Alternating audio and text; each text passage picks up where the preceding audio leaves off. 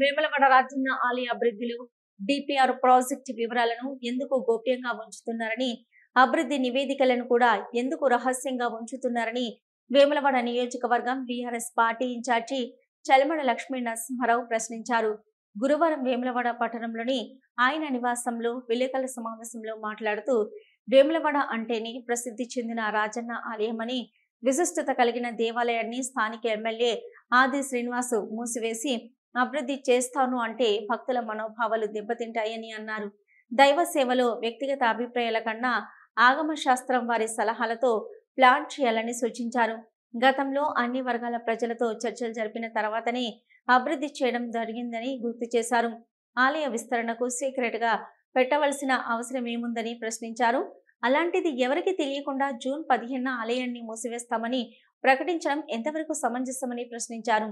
బంధు ప్రకటనతో రాజన్న సన్నిధికి వచ్చే భక్తులు వారి మీద ఆధారపడి వేలాది కుటుంబాలు జీవనోపాధి పొందుతుండగా వారు ఆందోళన చెందుతున్నారని, వారికి కనీసం ప్రభుత్వం తరపున స్పష్టత ఇవ్వాలన్నారు. గుడి అభివృద్ధి చేయాలంటే దర్శనాలు బంద్ చేయవద్దని, పుర ప్రముఖులు, రాజకీయ పార్టీల నాయకులు అందరినీ పిలిచి మాట్లాడాలని, రోడ్డు వెడల్పు అంశంలో బలవంతం చేయడం సరైంది కాదని, గుడి అభివృద్ధి పూర్తయిన తర్వాత రోడ్డు వెడల్పు చేయాలని సూచించారు.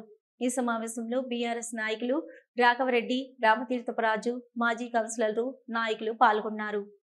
23 ఇండ్లు కాదు మన వ్యాపార సదుపాయాలు మాత్రమే రోడ్ వైండింగ్లో పోతాయి, అంతే గజెట్ అయింది అని గజెట్ కూడా అంతేగా 243 అయింది.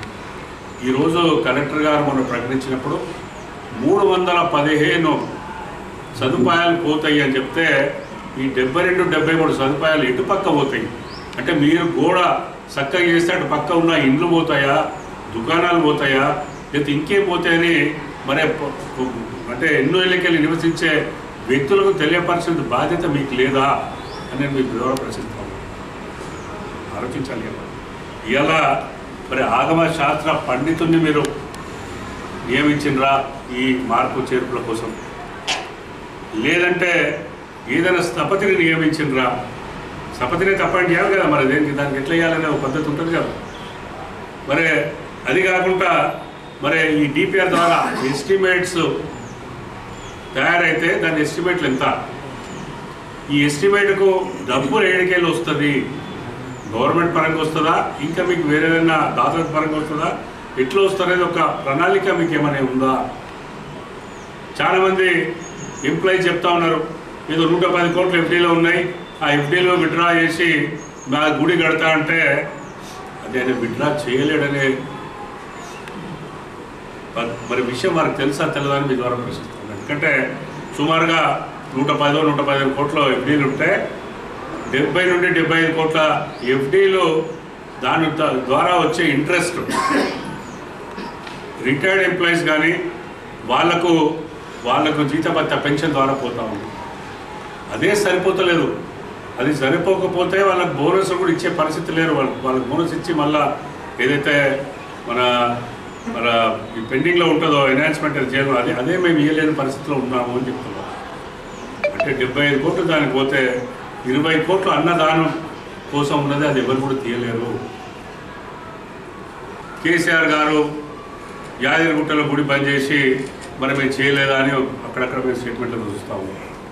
వారు ఒకటి గమనించాలి, వైటీడీ అనే సంస్థ అంటే యాదాద్రి టెంపుల్ డెవలప్మెంట్ అథారిటీ అని స్థాపించిన తర్వాత దానికి కిషన్ రావు ఒక చైర్మన్ చేసి మనకు ఒక కమిటీ చేసిన తర్వాత అందరూ స్టేక్ హోల్డర్స్, ఫర్ ఎగ్జాంపుల్ ప్రసాదాలు చేస్తారు, ప్రసాదాలు చేసి అక్కడ ఉన్న సిబ్బందితో మాట్లాడి అసలు దీనికి ఎన్ని ప్రసాదాలు చేయవలసిన అవసరం వస్తుంది, ఫ్యూచర్లో ఎంత డెవలప్మెంట్ చేయాలి, మరి వ్యక్తులే చేస్తారా, మాన్యువల్గా చేస్తారా, లేదంటే దీనికి ఆటోమేషన్ పోయే పరిస్థితి ఉందా అనే ప్రణాళికను సిద్ధం చేసుకొని అట్లా ఒక్కొక్క డిపార్ట్మెంట్ రేపు పార్కింగ్ ఎట్లా, మరి పూజల విధానం ఎట్లా, కళ్యాణం ఎట్లా చేయాలని రకరకాల స్టేక్ హోల్డర్తో మాట్లాడి